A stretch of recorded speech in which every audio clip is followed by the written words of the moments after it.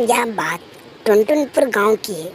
टुनटुनपुर गांव में गर्मी की छुट्टी होती है तो मोटू पतलू घूमने के लिए बेंगलोर जाते हैं और बेंगलोर पहुंचते ही अपने लिए एक बहुत बड़ा घर बुक कर लेते हैं और वहीं रहते हैं। और उसी घर में से मोटू पतलू अपने दिन भर के घूम फिर करके फिर वहीं वापस आते हैं और वहाँ आकर के अपना नज़ारा बहुत अच्छा से देख। फिर मोटू बहुत खुश हो जाता है और मोटू पतलू से कहता है, अरे यार, ये नज़ारा देखो कितना अच्छा लग रहा है, हमको तो यहीं रहने का मन कर रहा है। पतलू, अपन दोनों हमेशा हमेशा के लिए यहीं रह जाएंगे तो अच्छा होगा या नहीं।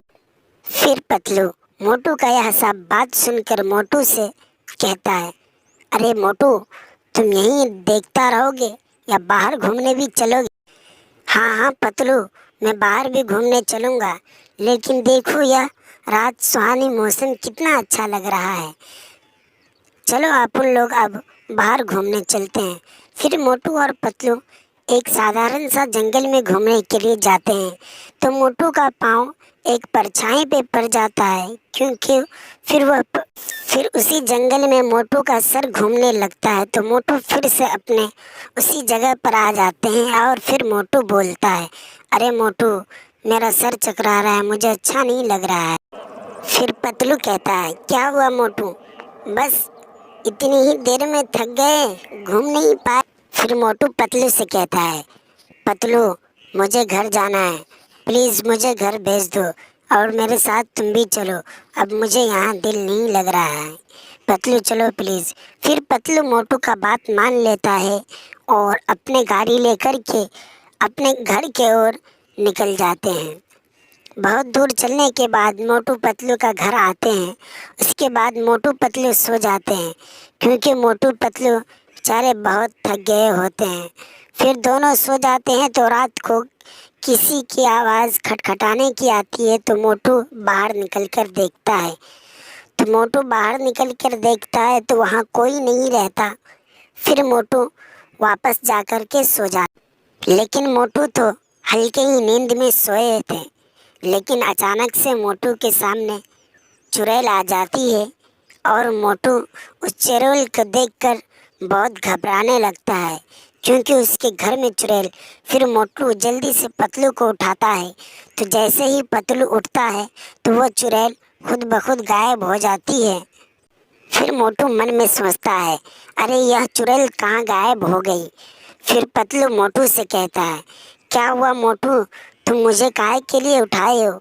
यहाँ पे तो कोई चुड़ैल वुड़ैल नहीं है, सो जाओ मोटू, बहुत रात हो चुकी है। फिर मोटू क्या करते, बेचारा दोनों सो जाते हैं। जैसे ही सुबह फिर मोटू पतलू सो जाती है। उसके बाद सुबह होती है तो मोटू बाहर खड़ा खड़ा यह सब नज़ारा देख रहा होता है। वैसे ही में ही वहाँ पर वही जो रात वाली चुड़ैल आ जाती है। फिर मोटू कहता है, क्या हुआ, तुम काहे के लिए मेरे पास आए हो, प्लीज़ यहाँ से चले जाओ। फिर वो चुड़ैल बोलती है, मोटू, मैं तुमको खाने के लिए आई हूँ, वो रात को मैं तुम्हें छोड़ दिए थे, अब नहीं छोड़ूंगी। मैं तुम्हारे अंदर घुस करके मैं तुमको एक बहुत बड़ा भूत बना दूंगी मोटू। फिर वह चुड़ैल मोटू के अंदर समा जाती है। तो फिर यह सब नज़ारा खड़ा खड़ा पतलू देखता है। उसके बाद पतलू तांत्रिक के पास जाता है और तांत्रिक को ये सब के बारे में सारा चीज़ बता देता है। तांत्रिक यह सब बात सुनकर बहुत घबराहट सा महसूस करता है। उसके बाद वो पतलू तांत्रिक को मोटू के घर ले आता है। फिर तांत्रिक लोग घर आते हैं तो मोटू बहुत घबराहट सा महसूस करता है, क्योंकि वो मोटू तो नहीं, वो उसके अंदर चुड़ैल रहती है। फिर चुड़ैल कहती है, क्या हुआ पतलू, तुम इस बाबा को लेकर आए हो? यह बाबा मेरा कुछ नहीं कर सकता पतलू, तुम जाओ किसी और को लेकर के आओ। फिर मोटू का बात सुन करके वह बाबा को बहुत गुस्सा आता है। फिर बाबा बहुत वार करता है तो चुड़ैल खुद ब खुद भाग जाती है और मोटू अपने रूप में आ जाता है वापस में।